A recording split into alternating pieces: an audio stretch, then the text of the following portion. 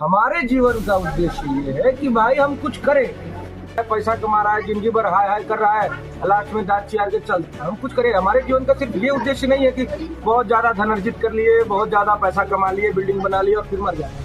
मैंने एक कहा है गाना कि सब भाई हमें, यादव भगवान सब भाई हमें।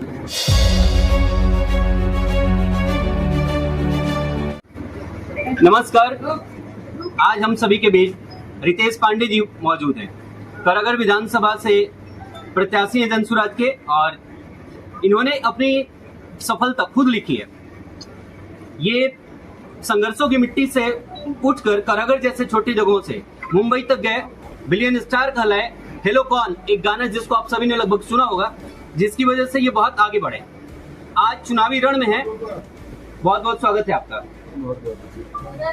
सर, एक जमाने से पहले मैं आपके बारे में स्टडी कर रहा था, पाया कि जब आप शुरुआत किए थे तब भी आप अपने गानों को लोगों तक पहुंचाने के लिए, जन जन तक पहुंचने के लिए पेन ड्राइव लेकर के दुकानों तक घूमते थे। आज भी वही दिन है। बहुत सारे रील्स में आपको देखा जा रहा है कि आप लोगों के बीच जा रहे हैं, जमीन पे बैठ रहे हैं, कहीं कुछ खा रहे हैं, पसीने से लथपथ हैं। दोनों में कितना अंतर है, या फिर पिछला जीवन आपको यहाँ सहयोग कर रहा है? बिल्कुल सही कह रहे हैं आप, अंतर कुछ नहीं है। उस समय भी लोगों के बीच में थे, आज भी लोगों के बीच में है। हाँ, पिछला जीवन बहुत मदद कर रहा है, क्योंकि हम एक गरीब किसान परिवार में जन्म लिए। उसके बाद मेहनत और संघर्ष के बदौलत जहाँ भी गए, लेकिन वो जो संघर्ष किए उसी की देन है कि अभी भी संघर्ष से हमको डर नहीं लगता। अगर हमें संघर्ष से डर लगता तो हम किसी ऐसी पार्टी में जाते जहां संघर्ष ना करना पड़े। या फिर ये भी कह सकते थे कि आपने जो रास्ता बना लिया था, जो सीढ़ियां बना ली था और सफलता तक पहुंच चुके थे, तो फिर इधर आने का कोई बहुत मतलब नहीं था। नहीं, मतलब इधर आने का, जीवन का मतलब क्या है, जीवन का उद्देश्य क्या है? मेरे ख्याल से जीवन का ये उद्देश्य नहीं होना चाहिए कि बहुत ज्यादा पैसा कमा लिए तो आप सफल हो गए। पैसा तो हर कोई कमा रहा है। आदमी जन्म ले रहा है, पैसा कमा रहा है, जिंदगी भर हाय हाय कर रहा है, लास्ट में दांत चियार के चल दे रहा है। अच्छा, जाना तो, लेट मी कंप्लीट, जी, जाना तो सबको है।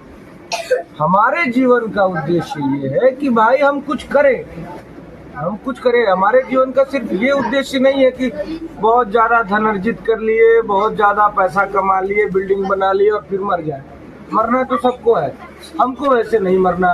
हमको मरना है कुछ बढ़िया करके, बढ़िया, जब जिसमें हमारे मरने के बाद भी लोग ये कहें कि भाई कोई एक लड़का था अपने गांव जवार का, वो अपने गांव जवार के लिए काम करके गया, गांव जवार के लिए कुछ करके गया। हमको ऐसे मरना है, इसलिए हम राजनीति। अच्छा, एक छोटा सा सवाल है। लोग कहते हैं कि बिहार में जाति है। आपको लगता है कि बिहार में वास्तव में जाति नहीं, बल्कि नेताओं ने बिहार को जातियों में बांट रखा है? नहीं, देखिए, जातियां तो हर जगह है, ऐसा नहीं खाली बिहार में है। ठीक, मध्य प्रदेश में भी है, गुजरात में है, हर जगह जातियां हैं। लेकिन जो घृणित राजनीति होती है जातियों के नाम पर, वो बिहार में ज्यादा है, और घृणित बोलेंगे इसको। थोड़ा सा टफ सवाल होगा कि नेताओं ने अपनी राजनीति, घृणित राजनीति करने के लिए सही बिहार को जातियों में बांटा।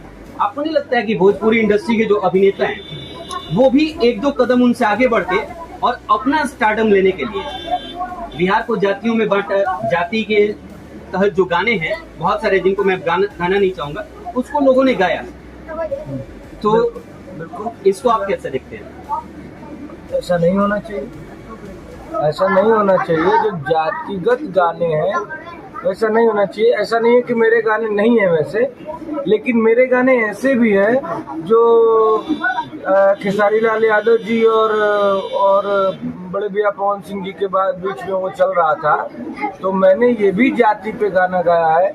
मैंने ये कहा है गाना कि सबे भाई हमें, यादव भगवान सबे भाई हमें। तो हमने तो जाति पे अगर गाना गाया भी है तो मिलाने वाला का कि पंडित जी के ये कहना ही हमें, यादव भगवान दोनों भाई हमें।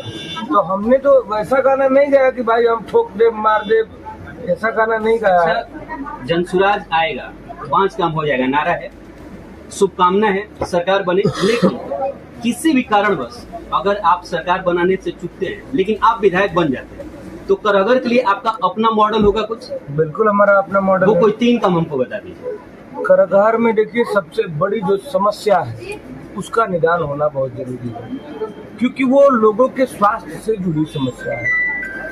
और कहा जाता है तुलसी धन धाम शरीर से, शरीर स्वस्थ रहेगा तो सब कुछ स्वस्थ रहेगा। करहगर विधानसभा में लगभग 409 से 10 गांव हैं। 350 से ज्यादा गांव की ये स्थिति है कि जो नाली का पानी होता है वो गली में बहता है, वो जो वेस्टेज होता है घर का वो कहीं स्टोर होता है गली में जाके, वो पानी बच्चों के बुजुर्गों के पैरों के माध्यम से वो जर्म्स, उसमें जानते हैं आप कितने जर्म्स कितने कीटाणु होते हैं, लाखों प्रकार के, वो घर में आते हैं, फिर किसी न किसी माध्यम से जब बॉडी में जाते हैं तो वो असाध्य रोगों को जन्म देते हैं। और जब किसी को अगर करहगर विधानसभा में अगर किसी को गंभीर बीमारी हो गई तो अगल बगल कोई अस्पताल भी नहीं है। यहीं पे आपको एक सेकंड के लिए रोकना चाहेंगे सर कि अगर आप यहाँ के रहने वाले हैं, लोगों से संपर्क में हैं, तो पाते होंगे कि रोज हमारे यहाँ से गाड़ियां बनारस के लिए खुलती हैं, जिस पे मरीज भर के जाते हैं। बनारस हॉस्पिटल BHU एक सहारा है, हम वहाँ दिखाते हैं और फिर वहाँ से वापस आते हैं। ऐसे में हमारे यहाँ से आपको नहीं लगता बहुत बड़े, अगर किसी करहगर विधानसभा के किसी आदमी को अगर किसी गंभीर बीमारी का इलाज कराना है तो अगल बगल कोई अस्पताल भी नहीं है जिसमें किसी गंभीर बीमारी का इलाज हो सके। ठीक है, सीधे बनारस लेके भागना पड़ता है या तो पटना एम्स लेके जाना पड़ता है। हमारा उद्देश्य ये है कि सबसे पहले जो जड़ है जहाँ से बीमारी ज्यादा बढ़ रही है वो जड़ को पहले जल निकासी की सुविधा बनाई जाए हर गांवों में, कि भाई वहाँ नली का पानी बढ़िया से निकल जाए और पानी स्टोर ना हो गली में वेस्टेज वाला पानी। दूसरी बात, एक अस्पताल ऐसा अपने विधानसभा में लाना जिसमें हर प्रकार की गंभीर बीमारियों का इलाज हो सके। तीसरी बात, एक यूनिवर्सिटी लाना, क्योंकि हमारे पूरे जिला रोहतास में भी कोई यूनिवर्सिटी नहीं है और बगल के जिला कैमूर में भी कोई यूनिवर्सिटी नहीं है। हमारा उद्देश्य रहेगा कि हमारे विधानसभा में कोई विश्वविद्यालय आए, अगर नहीं भी आता है तो अगल बगल भी चलेगा, लेकिन एक यूनिवर्सिटी हमें चाहिए। एक आखिरी सवाल कि हम किसान फैमिली से आते हैं और यहाँ बहुत अच्छी फसल होती है, चावल का कटोरा कहा जाता है। लोग यहाँ अपना फसल उगाते हैं, लेकिन लास्ट में जब उनका फसल उग जाता है औने पौने दामों में उनको बेचना पड़ता है। तो ऐसे में या फिर वो अपने साथ साथ मवेशी भी रखते हैं, तो मवेशियों की जब तबीयत खराब हो जाती है तो भी उनको बड़ा संघर्ष करना पड़ता है और फसल भी बेचना होता है तो बड़ा संघर्ष करना पड़ता है। इसको लेकर के रितेश पांडे जब घूम रहे थे, देखे और इस पे कुछ विचार किए? देखिए, उसके लिए हम लोग बढ़िया तरीके से बाजार का उपलब्धता कराएंगे। उसके लिए अगर ऐसी परिस्थिति जहाँ पे किसानों को प्रॉब्लम होता है, देखिए किसान ही अन्नदाता है, तो उनको परेशानी में डाल के हम लोग कोई काम नहीं कर सकते। अगर जनसुराज की व्यवस्था बनती है तो हमारे लिए किसानों को मुफ्त मजदूर की व्यवस्था कर रहे हैं हम लोग, तो भाई जो पैसा उनको एक्स्ट्रा जाता है किसानों का वो भी पैसा बचेगा। तो हर तरीके से हम चाहते हैं कि किसानों को कोई दिक्कत ना हो, लेकिन जो हमारा प्रमुख मुद्दा है बिहार से पलायन को रोकना। बिहार एक ज्ञान की भूमि है, इसको फिर से एक ज्ञान की भूमि बनाना, बिहार की आर्थिक स्थिति में पर कैपिटा इनकम में सुधार करना, बिहार की शैक्षणिक स्थिति में सुधार करना।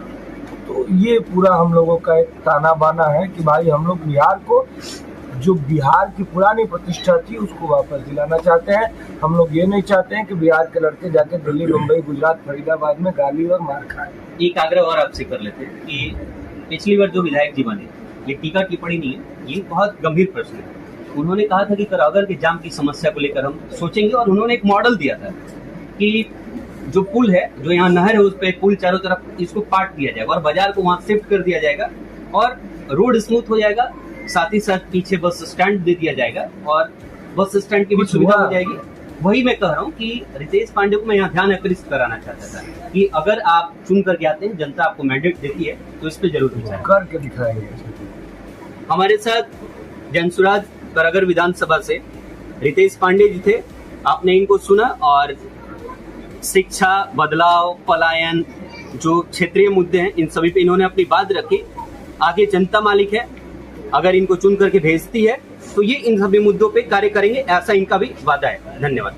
जय जय।